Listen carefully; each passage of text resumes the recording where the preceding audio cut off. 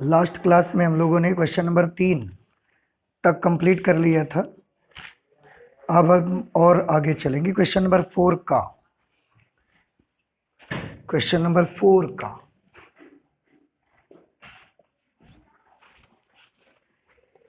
का में एक ये फिगर बना हुआ है और इसमें लिखा हुआ है, मैं पढ़ता हूँ, आप भी सुनिए। लिखा है, यदि 9 ओम प्रतिरोध में ऊष्मा क्षय 36 वाट हो। जो ये 9 ओम का रेसिस्टर लगा हुआ है, इसमें जो ऊष्मा का क्षय होता है वो 36 वाट होता है। तो 6 ओम प्रतिरोध में ऊष्मा क्षय तथा 2 ओम प्रतिरोध के सिरों के बीच विभवांतर। आपको 6 ओम प्रतिरोध में कितनी ऊष्मा क्षय होगी ये पता लगाना है। और दूसरी चीज, ये जो 2 ओम का प्रतिरोध है इसमें कितना विभवांतर होगा इसके सिरों के बीच, ये भी आपको मालूम करना है। ठीक है, आप थोड़ा सा ध्यान से देखें। ये जो भी चीजें हैं हम लिख लेते हैं। 9 ओम प्रतिरोध में ऊष्मा क्षय,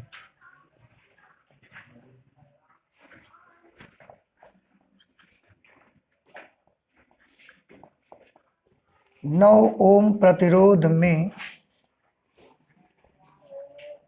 ऊष्मा क्षय, ये दिया गया है हमको 36 वाट। ठीक, और 6 ओम प्रतिरोध में ऊष्मा क्षय, ये चीजें ज्ञात करनी है। तो यहां पर लिख देते हैं ज्ञात करना है। क्या ज्ञात करना है? 6 ओम प्रतिरोध में ऊष्मा क्षय,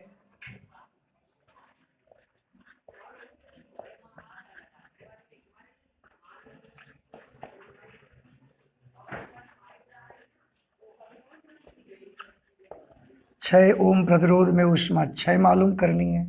और दूसरी चीज 2 ओम प्रतिरोध के सिरों के बीच विभवांतर। 2 ओम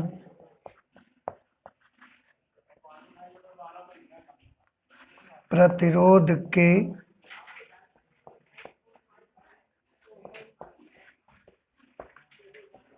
सिरों के बीच विभवांतर, ये दो चीजें आपको पता लगानी है। ठीक है,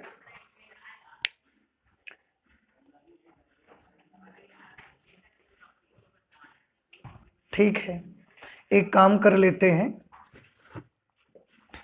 कि 9 ओम प्रतिरोध के सिरों के बीच, जो 9 ओम प्रतिरोध में ऊष्मा का क्षय है वो 36 वाट के बराबर है। हम ये पता लगाते हैं कि 9 ओम प्रतिरोध में करंट कितनी फ्लो हो रही है। ठीक है, देखिए हल करते। 9 ओम प्रतिरोध में प्रवाहित धारा,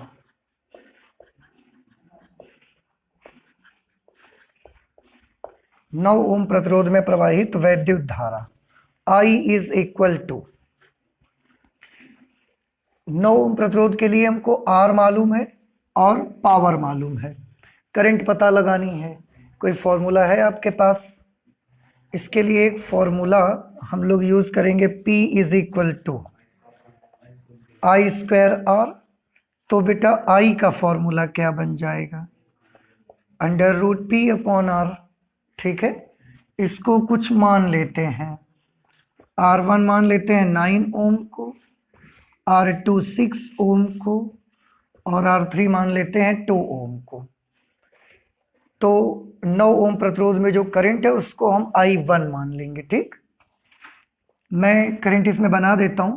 सेल के पॉजिटिव टर्मिनल से करंट नेगेटिव टर्मिनल की ओर चलेगी, यहां I, इसके बाद जब यहां जंक्शन पर आएगी तो थोड़ी करंट इधर और थोड़ी इधर चली जाएगी। मान लिया इधर करंट आ गई I1 और यहां पर करंट आ गई I2, तो यहां पर भी I1, ये भी I1, ये I2 और फिर यहां पर I, और इस तरह से ये करंट इस पर आ जाएगी।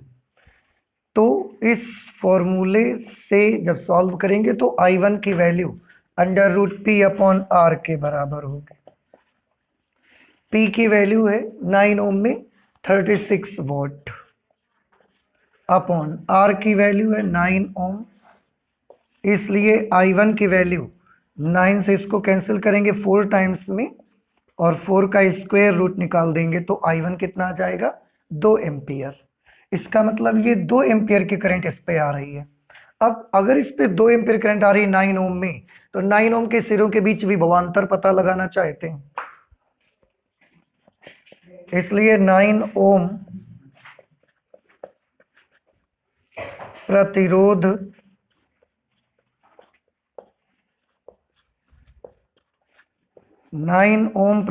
के सिरों के बीच विभवांतर, 9 ओम प्रतिरोध के सिरों के बीच विभवांतर, उसको हम V1 मान लेते हैं। फॉर्मूला होता है I इंटू R, तो I1 इंटू R1 कर देंगे।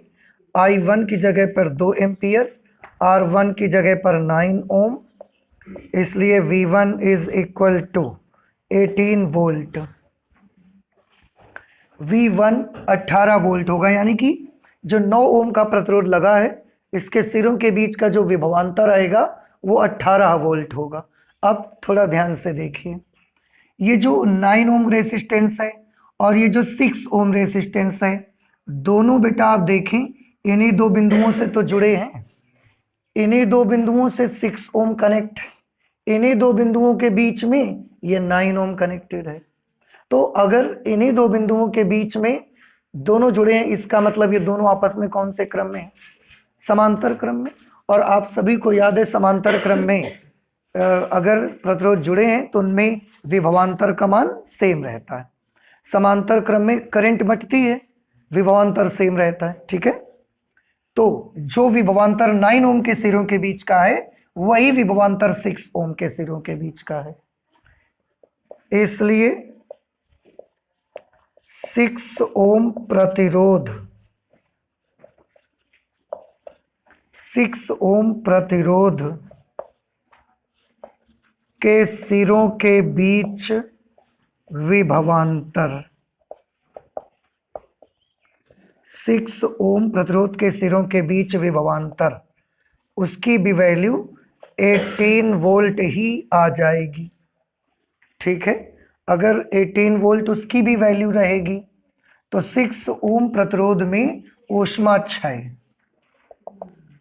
इसलिए 6 ओम प्रतिरोध में ऊष्मा क्षय P2 इज इक्वल टू 9 ओम वाले सिरों के बीच में P1 कर लेते हैं। 9 ओम का सारा कुछ हमने 1 से डिनोट कर दिया, ठीक है। P2 इज इक्वल टू, आप कोई फॉर्मूला है जो R और V के पदों में हो P का, P is equal to V square upon R, तो इसमें लिख देंगे V2 स्क्वेयर अपॉन R2, 6 ओम की बात है ना। देन P2 V2 स्क्वेयर, 6 ओम के सिरों के बीच का विभवांतर कितना आया है, 18, 18 का स्क्वायर करेंगे 324, और R2 कितना है, 6। इस तरह से P2 की जो वैल्यू आएगी वो 6 पंचे 30 और 6 चौके 24, तो 6 ओम प्रतिरोध में जो ऊष्मा क्षय होगा वो 54 वॉट के बराबर आएगा, ठीक है। अच्छा, अब थोड़ा ध्यान से देखें, हमें 6 ओम प्रतिरोध के सिरों के बीच करंट भी निकालनी पड़ेगी, तो हम एक काम करते हैं। अब देखो किसका जवाब मिल गया, 6 ओम प्रतिरोध में ऊष्मा क्षय, इसका आंसर मिल गया बेटा है। अब हमको इसका आंसर निकालना है भाई, 2 ओम प्रतिरोध के सिरों के बीच विभवांतर। तो हम सोचते क्या हैं कि अगर मुझे ये पता लग जाए कि 2 ओम में धारा कितनी बह रही है तो विभवांतर V बराबर IR से बड़ी आसानी से निकाल देंगे। अब वो I कैसे पता लगेगी, तो ध्यान से देखो, I यहाँ पर आ रही है और यहाँ 2 भागों में बट गई, I1 और I2। तो अगर हमको I1 तो हमें मालूम हो गई है 2 एम्पियर, अगर हमें I2 का भी पता लग जाए और फिर हम दोनों को ऐड कर देंगे तो बेटा हमको क्या मिल जाएगी, आई मिल जाएगी, बस यही हम चाहते हैं। तो अब 6 ओम प्रतिरोध में धारा, 6 ओम प्रतिरोध में वैद्युत धारा, तो 6 ओम प्रतिरोध में वैद्युत धारा I2 इज इक्वल टू, कैसे निकालेंगे, V/R से भी निकाल सकते हैं, V2/R2। V2 है 6 ओम प्रतिरोध के सिरों के बीच वोल्टेज, और 6 ओम प्रतिरोध के सिरों के बीच वोल्टेज 18 वोल्ट है, और प्रतिरोध कितना है 6, इसलिए I2 is equal to 3 ampere. तो I2 आ गई 3 एम्पियर। देयरफॉर चित्र के अनुसार I की वैल्यू कितनी होगी, I1 प्लस I2, ठीक है। तो I is equal to I1 plus I2, I1 2 ampere, I2 3 ampere, ये हो गई टोटल 5 एम्पियर।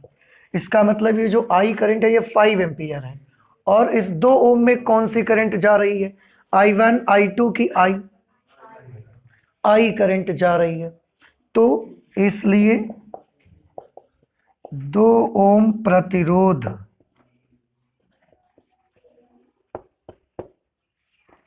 2 ओम प्रतिरोध के सिरों के बीच विभवांतर,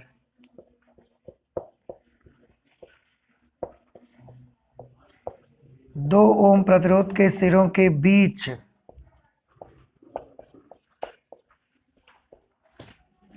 विभवांतर, इसको हम सीधे V ही मान लेते हैं या V3 लिख देते हैं। V3 is equal to I into R3, ठीक। I की जगह पर 5 एम्पियर और R3 की जगह पर 2 ओम, इस तरीके से V की वैल्यू आ जाएगी 10 वोल्ट। इसका मतलब ये हुआ कि जो 2 ओम प्रतिरोध है उसके सिरों के बीच का जो विभवांतर है वो 10 वोल्ट के बराबर है, ठीक है। ये हमारा हो गया क्वेश्चन नंबर 4 का। इसके बाद हम लोग करेंगे क्वेश्चन नंबर 4 का।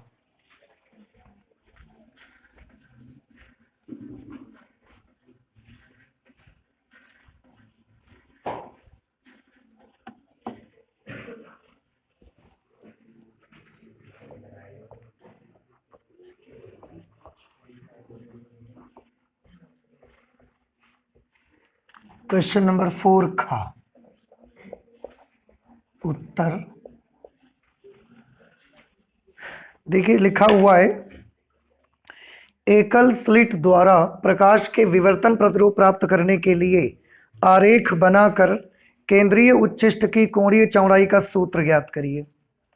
सिंगल स्लिट का जो एक्सपेरिमेंट है डिफ्रैक्शन का, वो आपको करना है। एकल स्लिट द्वारा प्रकाश के विवर्तन प्रतिरोध प्राप्त करने के लिए आरेख बनाकर केंद्रीय उच्चिष्ट की कोणीय चौड़ाई का सूत्र बताना है, आपको ज्ञात करना है। और उसके साथ जो करना है वो ये है कि विवर्तन प्रतिरूप में तीव्रता विभाजन का चित्र भी बनाइए। तीव्रता विभाजन का चित्र भी एक किसी पिछले ही सेट में मेरे ख्याल से बनाया गया है डिफ्रैक्शन पैटर्न के लिए। अब ऐसे मुझे याद नहीं है कौन से नंबर के क्वेश्चन पर बनाया है हमने,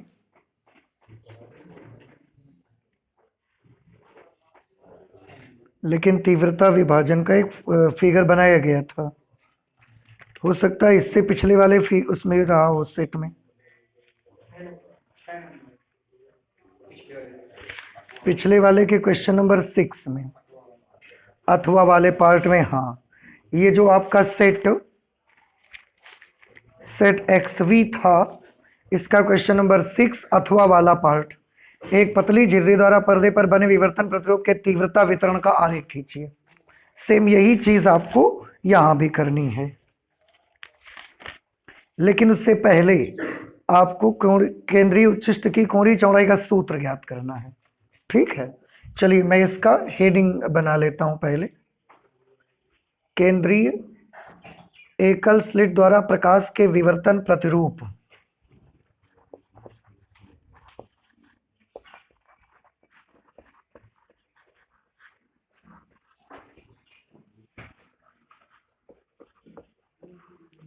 एकल स्लिट द्वारा प्रकाश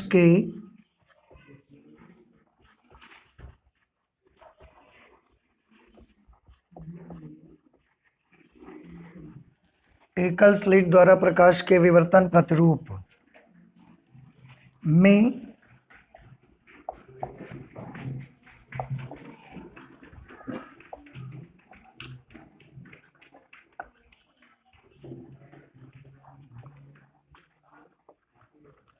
केंद्रीय उच्चिष्ठ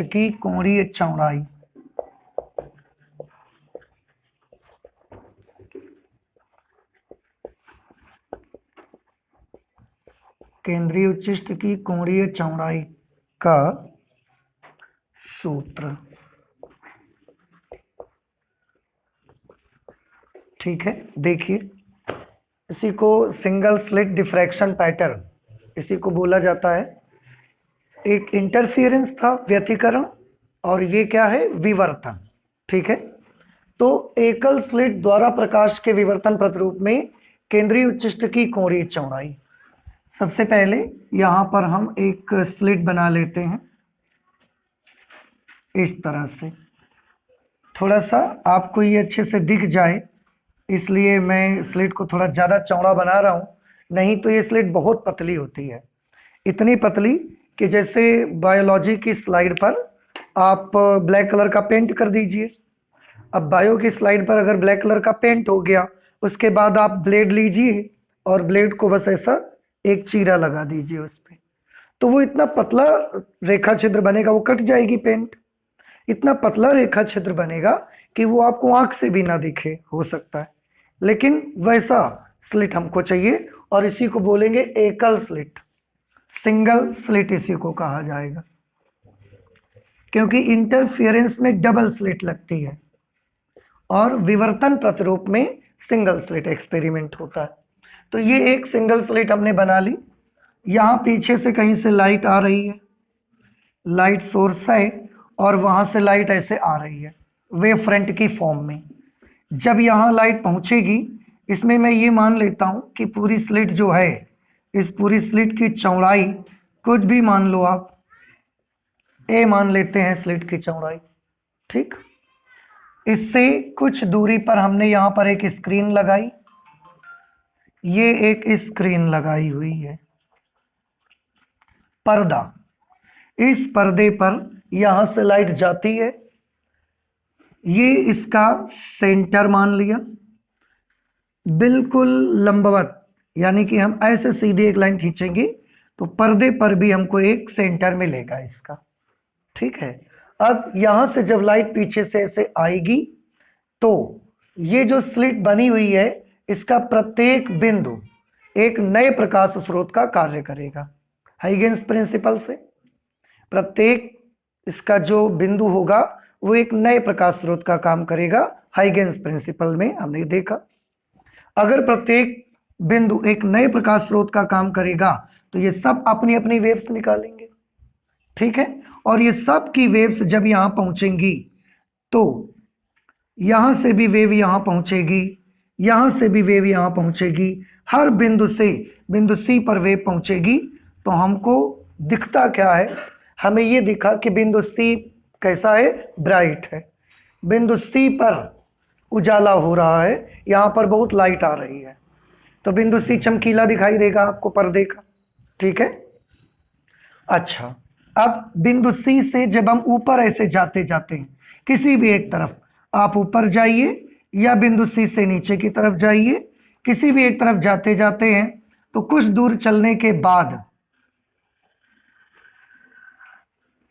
कुछ दूर चलने के बाद पर्दे पर हमें यहां पर एक पॉइंट मिला, पॉइंट पी। ये एक डार्क पॉइंट मिला, डार्क पॉइंट, डार्क पॉइंट मतलब अदीप्त बिंदु मिला। ठीक है, तो सी पर कैसा मिला, ब्राइट। अब हम ब्राइट से चलते गए चलते गए चलते गए, किसी भी एक तरफ जाइए, तो जब आप एक तरफ चलते जाएंगे तो कुछ दूर चलने के बाद यहां ऊपर जाकर आपको एक डार्क पॉइंट मिलेगा। डार्क पॉइंट मतलब यहां पर लाइट नहीं पहुंच रही है, वहां पर कैसा है, अंधेरा है, लाइट नहीं पहुंच रही है। तो ब्राइट तब तक ब्राइट है जब तक डार्क नहीं आ जाता। तो यहां से यहां तक पूरा कैसा है, ब्राइट। यहां जाकर के हमको एक डार्क पॉइंट मिला, तो हमने नोट कर दिया कि माना P एक अदीप्त बिंदु है। अदीप्त जिसे अंग्रेजी में क्या कहेंगे, डार्क। P एक अदीप्त बिंदु है, ठीक है। अच्छा, P अदीप्त कैसे हुआ, ये सारी चीजें हमको यहां पर देखनी है। उसके लिए मान लेते हैं यहां से तो बहुत सारी वेव्स जाएंगी फिलहाल, लेकिन मैं बिंदु P तक पहुंचने वाली केवल 2 वेव्स ही बनाऊंगा। एक ये कुछ इसका नाम रख दीजिए, इस बिंदु का नाम रख देते हैं A और इसका नाम रख देते हैं B। यहां से एक वेव ऐसे पहुंचेगी और यहां से भी एक वेव ऐसे पहुंचेगी। ये बिंदु P जो डार्क मिला, इसको हम एक्सप्लेन करना चाहते हैं, इसलिए बहुत सारी वेव्स बीच में से भी पहुंचेंगी, लेकिन हम सिर्फ A से और B से जाने वाले वेव्स को कंसीडर कर रहे हैं, ठीक है। तो माना P एक अदीप्त बिंदु है। इसके बाद एक छोटी सी चीज और लेनी है, A से P तक पहुंचा तरंग और एक वेव B से P तक पहुंचती है। अब आप मुझे ये बताएं, क्या दोनों तरंगें आपस में दोनों का लेंथ सेम है या दोनों की लेंथ डिफरेंट है? डिफरेंट है। कौन सी लेंथ ज्यादा लंबी है? ये वाली लेंथ ज्यादा बड़ी है और ये वाली लेंथ उसकी तुलना में छोटी है। तो अगर ये लेंथ ज्यादा है और ये लेंथ छोटी, इसका मतलब बिंदु P पर जब ये तरंगे पहुंच रही हैं तो दोनों के पथ में अंतर है, दोनों में कुछ पथांतर है। कितना पथांतर है वो कैसे पता लगाया जाए? वेरी गुड, क्या कर दिया जाए उसके लिए, इस पॉइंट से इस लाइन पर एक लंब डाल दिया जाए। ये हमने एक लंब डाल दिया and suppose this point is known as N। तो जैसे ही लंब डालेंगे तो पथांतर दोनों तरंगों के बीच का कितना पथांतर मिलेगा आपको बताइए? पथांतर Bn के बराबर होगा, क्योंकि ये वाली वेव जो B से P तक गई है, वो वाली वेव A से P तक जाने वाली वेव की तुलना में Bn लेंथ ज्यादा है इसकी, ठीक है। तो A और B से बिंदु P पर पहुंचने वाली तरंगों के बीच पथांतर कितना है? Bn। यहां पर भी लिख देते हैं, माना बिंदु A व बिंदु B से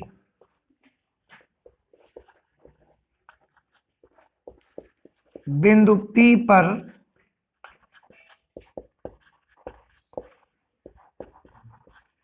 पहुंचने वाली तरंगों के बीच पथांतर, तरंगों के बीच पथांतर Bn है, ठीक। ये पथांतर Bn है। एक छोटी सी चीज और माननी है आपको, क्या? ये जो इसका सेंटर पॉइंट है, इससे भी हम पॉइंट P को ऐसा मिला देते हैं, ठीक। और ये एंगल हम मान लेते हैं थीटा। थीटा को क्या बोलेंगे? देखो, ये बिल्कुल ऐसे सीधी लाइन है और थीटा कौन सा कोण है जो इस बिंदु को बिंदु P से मिला रही है। तो जो थीटा होगा यहां पर, ये होगा बिंदु P का एलिवेशन, आप इसको बोल सकते हो, या हिंदी में आप बोल सकते हो कोणीय ऊंचाई। माना पर्दे पर बिंदु P की कोणीय ऊंचाई थीटा है। माना पर्दे पर बिंदु P की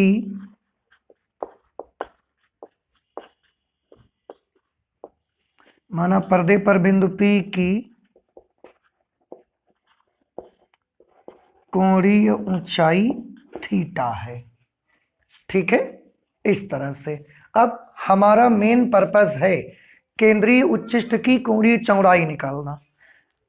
इसके लिए मेन पर्पस थीटा को फाइंड आउट करना है हमारा। अगर थीटा हमें पता लग गया तो हम ये काम कर सकते हैं जो हमारे क्वेश्चन में दिया गया है। अब उसके लिए थोड़ा ध्यान से देखें बेटा, अगर ये एंगल थीटा है और अगर मैं इसको ऐसे डॉटेड मिला भी दूं तो ये एंगल बताइए कितना होगा, ये एंगल कितना होगा? तो आंसर है ये एंगल भी थीटा ही होगा। क्यों थीटा होगा? थोड़ा ध्यान से देखिएगा गौर से सभी लोग। ये यहां पर कौन है? स्लिट, ऐसे स्लिट है, स्लिट पर ये जो लाइन आप देख रहे हैं, स्लिट पर ये लाइन कैसी है? लंबवत है बिल्कुल ऐसे, ठीक है। अब थोड़ा गौर से देखिए, ये हमने क्या मान लिया इसको? स्लिट। और ये कौन सी लाइन है बताइए?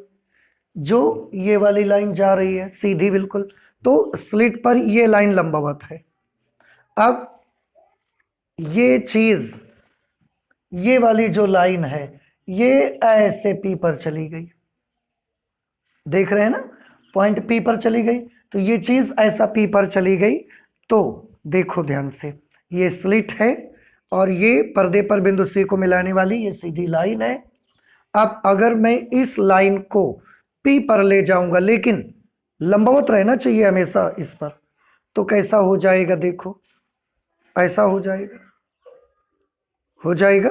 तो जितना एंगल ये घूमेगा उतना ही तो इसको भी घूमना पड़ेगा, ठीक है। क्यों? क्योंकि ए बी पर ये लाइन लंब है और ए एन पर ये लाइन लंब है,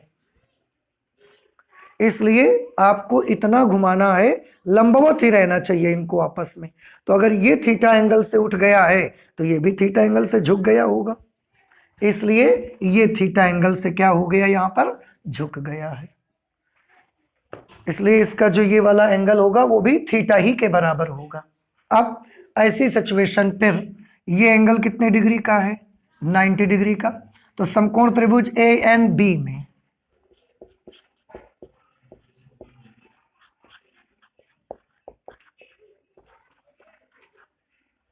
तब समकोण त्रिभुज ए एन बी में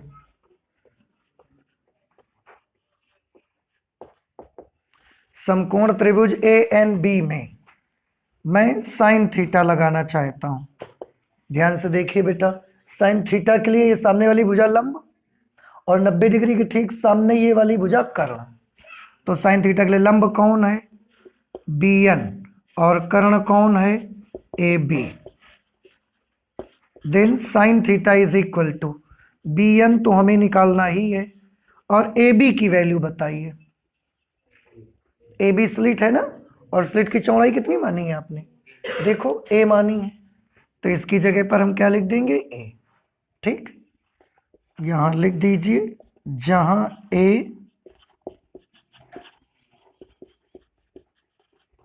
स्लिट ए बी की चौड़ाई है।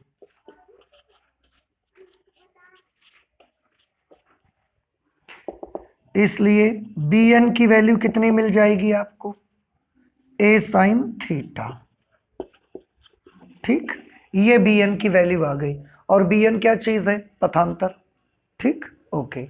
अब हमने देखा, क्योंकि ये पी कैसा पॉइंट है? डार्क पॉइंट, और ये है फर्स्ट डार्क आफ्टर सेंट्रल के बाद पहला डार्क पॉइंट मिल रहा है मुझे। अब हमने देखा कि ये पी पॉइंट डार्क हो गया है, तो इनके बीच का जो ये पथांतर है, ये पथांतर कितना मिलता है? तो हमने गौर किया, ऑब्जर्व किया कि जब बिंदु पी डार्क हुआ है तो बिंदु पी पर ए और बी से पहुंचने वाली दोनों तरंगों के बीच का पथांतर लैम्डा है। बिंदु पी कैसा है? डार्क, और ए और बी से पहुंचने वाली तरंगों के बीच का पथांतर कितना है? लैम्डा। ये हमने देखा कि ऐसा हो रहा है, लेकिन इंटरफेरेंस से देखो थोड़ा सा उल्टा है इस पे। इंटरफेरेंस में हमने पढ़ा है कि जब दो तरंगों के बीच का पथांतर λ/2 होगा तब डार्क पॉइंट मिलेगा, लेकिन यहां पर बिंदु P पर पहुंचने वाली दोनों तरंगों के बीच का पथांतर कितना है, लैम्डा, और तब पॉइंट पी हमको डार्क मिलता है। ठीक है, तो इसका एक्सप्लेनेशन आपको बताया भी गया है जब डिफ्रैक्शन पढ़ाया गया था। ठीक है, एक्सप्लेनेशन यहाँ नहीं पूछा गया है, ये सिर्फ आपसे ये पूछा गया है कि केंद्रीय उच्चिष्ट की कोणीय चौड़ाई क्या होगी। तो यहां पर लिख देते हैं, हम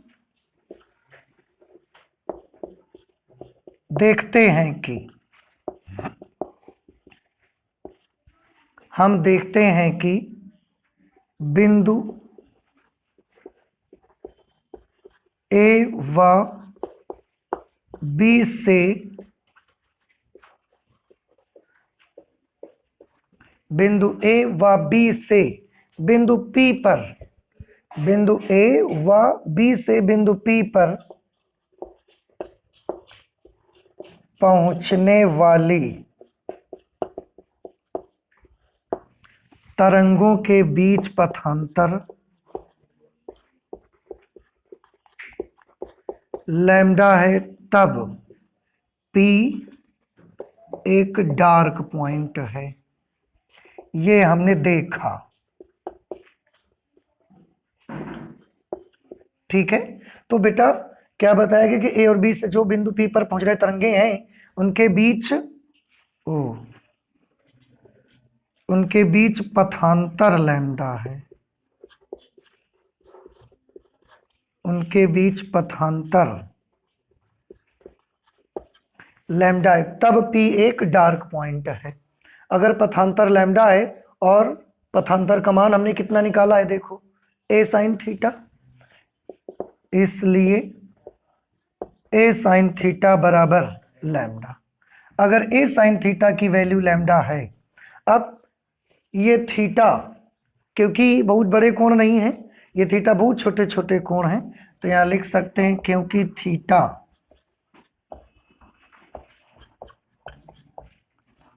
एक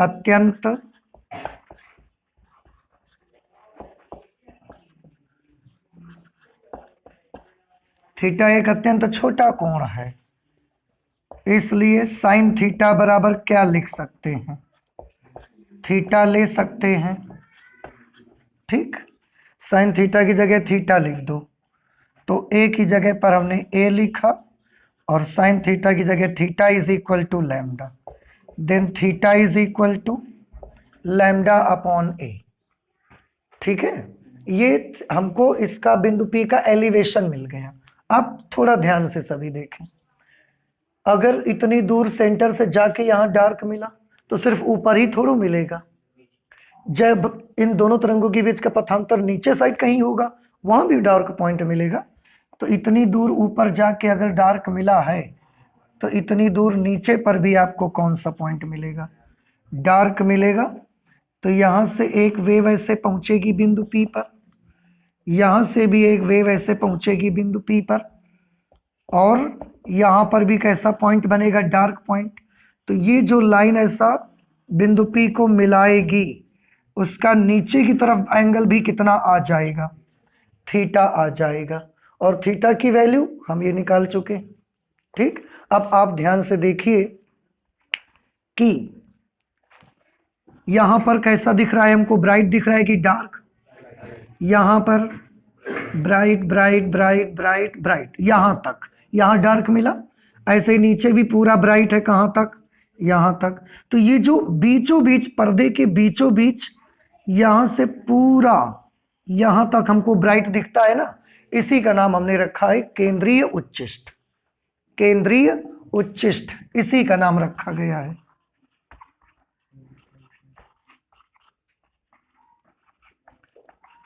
केंद्रीय उच्चिष्ट इसी का नाम रखा गया है। अब आप खुद देखकर बता सकते हैं केंद्रीय उच्चिष्ट की कोणीय चौड़ाई कितनी होगी।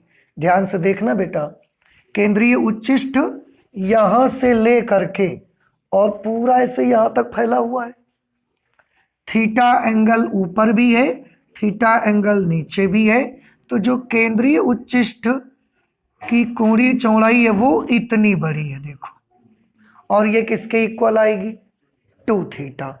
ऐसा थीटा एंगल से ऊपर और ऐसा थीटा एंगल से नीचे, तो टोटल केंद्रीय उच्चिष्ट की कोणीय चौड़ाई कितनी आ गई? थीटा।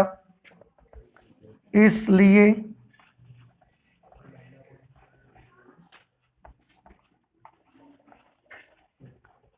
केंद्रीय उच्चिष्ट की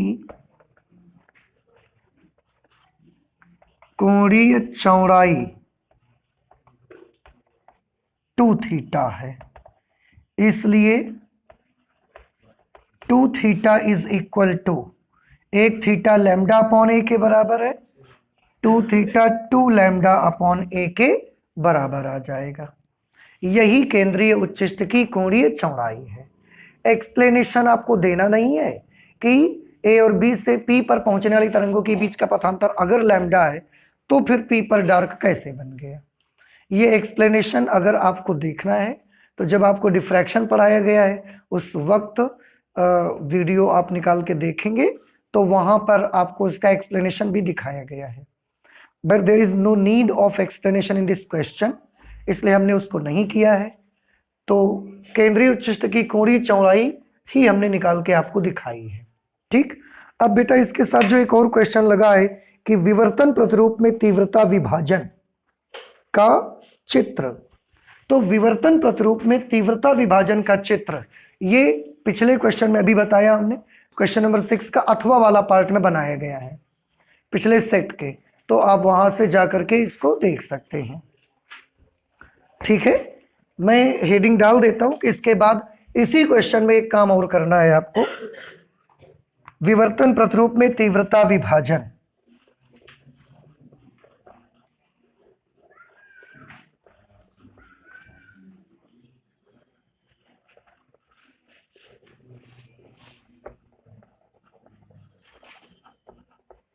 विवर्तन प्रतिरूप में तीव्रता विभाजन का चित्र।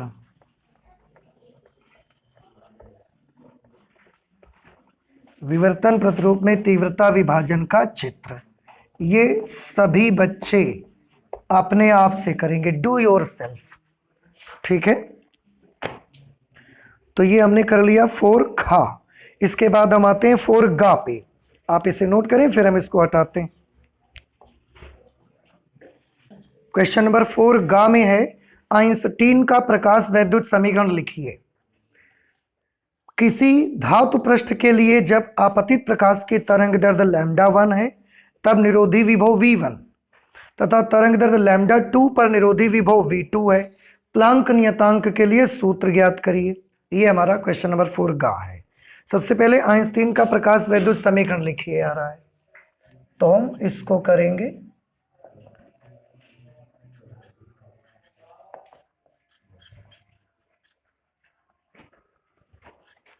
आइंस्टीन का प्रकाश वैद्युत समीकरण।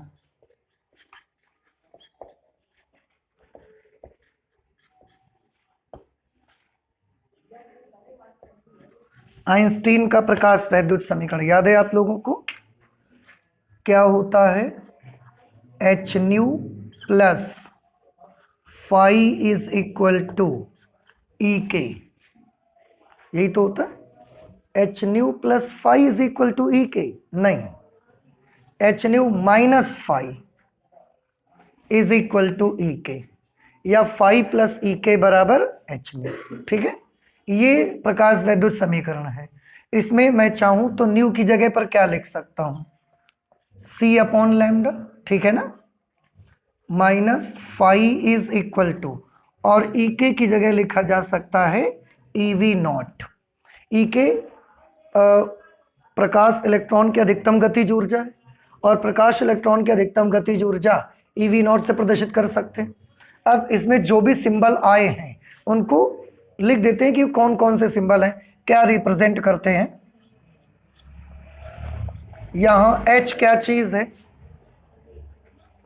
एच है प्लांक नियतांक,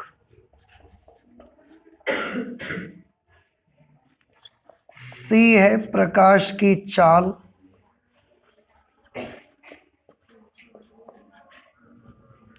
लैम्डा क्या चीज है? आपतित प्रकाश की तरंग दैर्ध्य।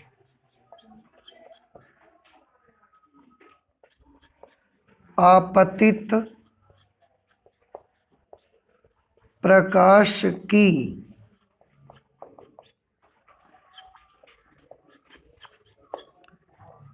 तरंग दैर्ध्य। फाई के बारे में बताइए। धातु का कार्यफलन, धातु का कार्यफलन है। इसके बाद ई है इलेक्ट्रॉन का आवेश,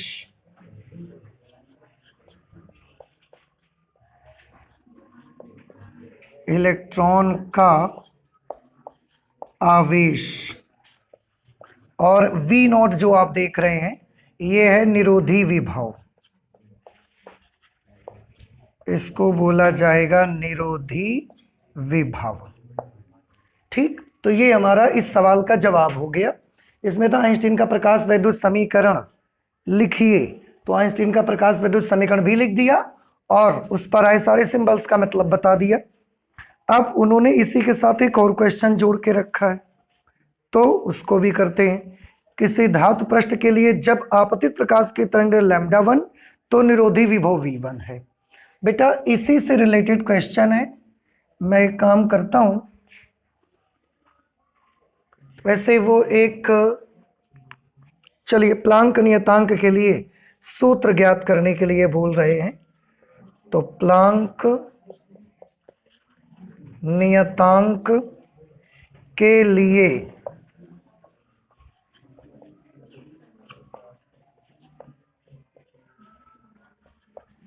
प्लांक नियतांक के लिए सूत्र आप ध्यान से देखिए।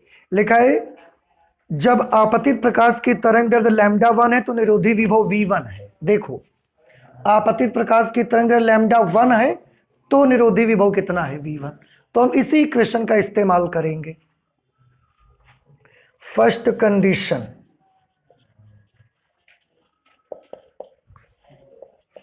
फर्स्ट कंडीशन ये कि आपतित प्रकाश की तरंग दैर्घ्य λ1 है minus phi is equal to E v1। जब आपतित प्रकाश की तरंग दैर्घ्य λ1 है तो निरोधी विभव v1 है। Late this is equation number 1। Second condition क्या दी गई है देखिए। सेकेंड कंडीशन बेटा दी गई है कि जब आपतित प्रकाश की तरंग दैर्घ्य λ2 है तो निरोधी विभव v2 है, तो यह आ जाएगा hc upon λ2 minus phi is equal to E v2। Let this is equation number 2। ठीक है, बाकी फाई ई एच सी ये इनमें से कोई नहीं बदलेगा, ये सब कांस्टेंट टर्म है। अब इसको सॉल्व करके ना हमको h की वैल्यू पता लगानी है, तो आप कैसे पता लगाएंगे? एक काम कर दो, आप इसमें से इसको माइनस कर दो, चाहे समीकरण 1 में समीकरण 2 माइनस कर दो या इक्वेशन नंबर 2 में इक्वेशन नंबर 1 माइनस कर दो। इसी में इसको माइनस कर देते हैं, यहां लिखेंगे equation number 1 minus equation number 2। बेटा जब आप माइनस करेंगे तो देखो क्या होगा, ये माइनस हो जाएगा, ये प्लस और ये माइनस, तो माइनस फाइव और प्लस फाइव तो कैंसिल हो जाएंगे एक दूसरे से। H c upon λ1 minus h c upon λ2, इन दोनों से हम एच सी कॉमन कर लेंगे। 1 upon λ1 minus 1 upon λ2 is equal to E v1 minus E v2, E v1 minus v2। ठीक है, इसमें ये तो बताया नहीं इन्होंने कि कौन सा बड़ा है कौन सा छोटा है, तो हम किसी में भी किसी को माइनस कर सकते हैं। हमको तो h चाहिए, तो बाकी सारी चीजें उधर आपको भेजनी पड़ेंगी। तो h is equal to E v1 minus v2 upon c 1 upon λ1 minus 1 upon λ2। बस ये आंसर आ जाना चाहिए। अगर आप और भी कैलकुलेट करेंगे तो एलसीएम वगैरह लेके ऊपर भेज देंगे आप, तो h की वैल्यू आ जाएगी E v1 minus v2 into λ1 into λ2 upon c λ2 minus λ1, ये प्लांक नियतांक का मान निकल करके आ जाएगा। तो इस तरह से हमने क्वेश्चन नंबर 4 गा भी कर लिया। देखिए अब हम आ जाते हैं क्वेश्चन नंबर 4 घा।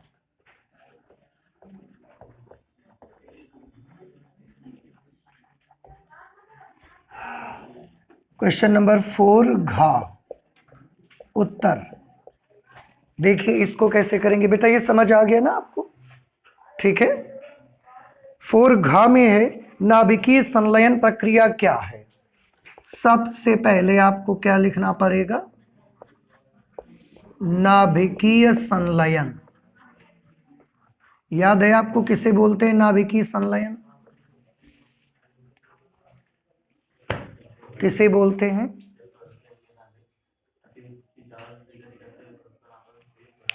हाँ हाँ, वेरी गुड।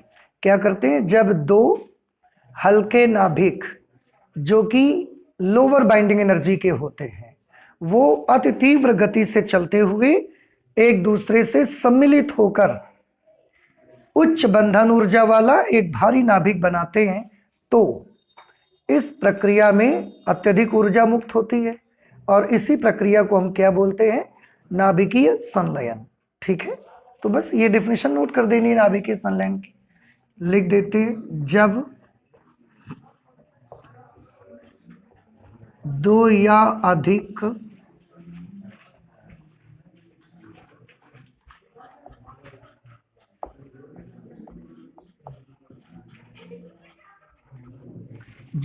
या अधिक हल्के नाभिक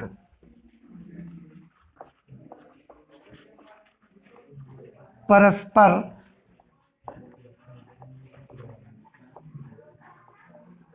संलयित होकर जब दो या अधिक हल्के नाभिक परस्पर संलयित होकर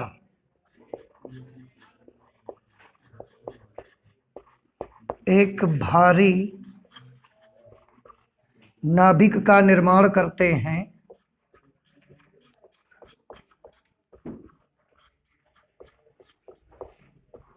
एक भारी नाभिक का निर्माण करते हैं, तो इस प्रक्रिया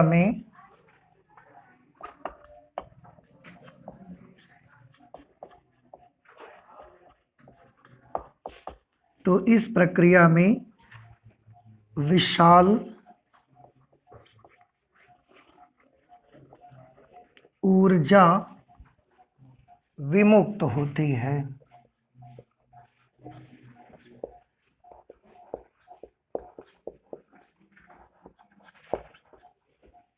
ठीक, यह प्रक्रिया ही नाभिकीय संलयन कहलाती है।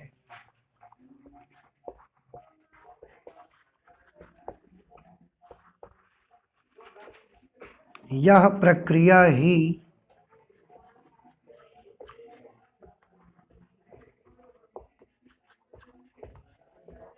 नाभिकीय संलयन कहलाती है।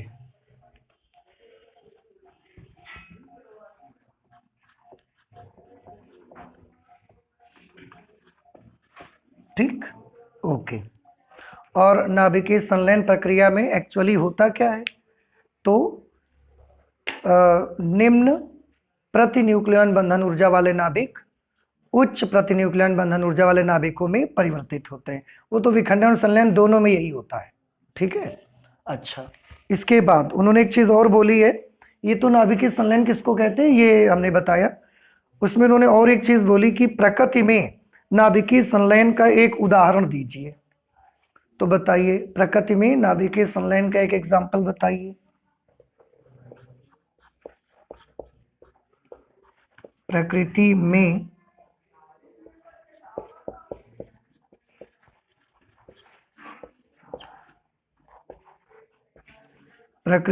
नाभिकीय संलयन का एक उदाहरण। देखिए, प्रकृति में जो नाभिकीय संलयन का सबसे अच्छा एग्जाम्पल है वह सूर्य। सन में सूर्य में नाभिकीय संलयन अभिक्रियाएं होती और ये जो इतनी अपार ऊर्जा हमको लगातार सन से अर्थ तक आ रही है, ये सब नाभिकीय संलयन का ही परिणाम है। ठीक है, तो प्रकृति में नाभिकीय संलयन का सूर्य से ज्यादा अच्छा एग्जाम्पल तो हो ही नहीं सकता। तो प्रकृति में नाभिकीय संलयन का एक उदाहरण कौन है? सूर्य। ठीक, बस ये हो गया। आगे इसी में एक न्यूमेरिकल पार्ट लगा हुआ है, आंकिक भाग।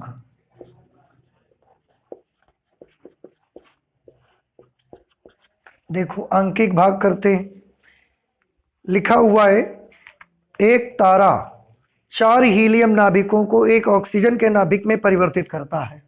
एक तारे में 4 हीलियम नाभिक जब मिलते हैं तो एक ऑक्सीजन का नाभिक बन जाता है। यदि हीलियम व ऑक्सीजन नाभिकों के द्रव्यमान क्रमशः 4.0015 AMU तथा 15.995 AMU हो, तब ऑक्सीजन के प्रति नाभिक से उत्सर्जित ऊर्जा ज्ञात करिए। सबसे पहले तो उन्होंने बताया 4 हीलियम नाभिक मिलते हैं, 2He4 2He4 2He4 2He4 और बनाते क्या हैं?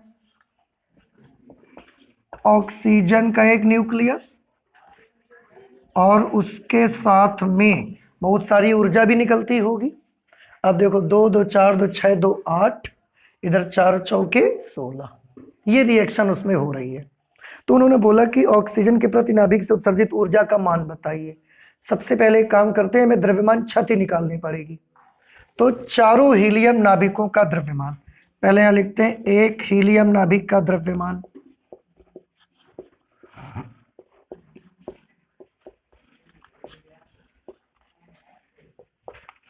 एक हीलियम नाभिक का द्रव्यमान, एक हीलियम नाभिक का द्रव्यमान हमको दिया गया है 4.0015 AMU, ये हमको दिया है। ठीक, इसलिए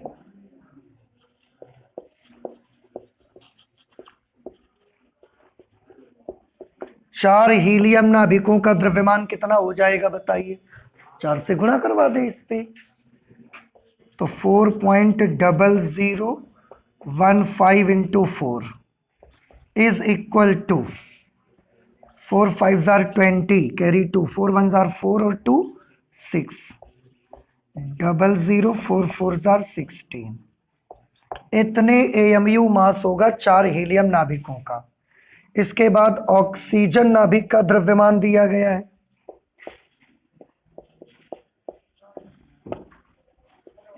ऑक्सीजन नाभिक का द्रव्यमान, वो वैल्यू दी गई है हमको 15.995 AMU, और ये हमको दिया है। ठीक है, अच्छा अब देखिए 4 हीलियम नाभिकों से मिलकर ही तो ऑक्सीजन का नाभिक बना, लेकिन जिनसे मिलकर बना उसका मास इतना है, और जो चीज बन के आई उसका मास इतना है, बनी बनाई ऑक्सीजन। इसका मतलब है कहीं ना कहीं द्रव्यमान का क्या हो गया, थोड़ा सा क्षति हो गई। तो अब हम द्रव्यमान क्षति निकाल लेते हैं।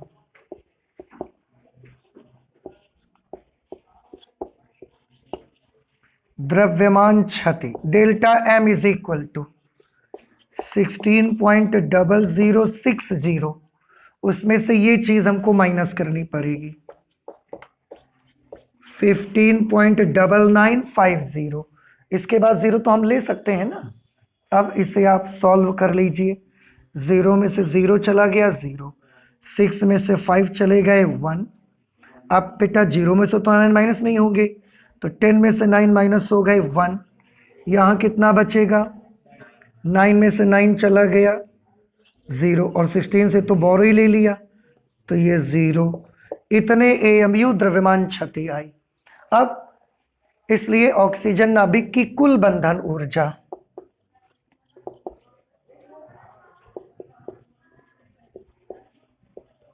ऑक्सीजन नाभिक की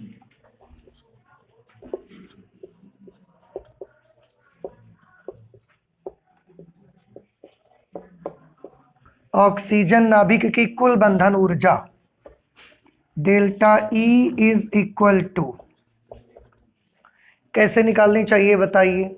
एएमयू में द्रव्यमान है और आप सभी को याद है एक एएमयू के तुल्य ऊर्जा 931 मिलियन इलेक्ट्रॉन वोल्ट होती है।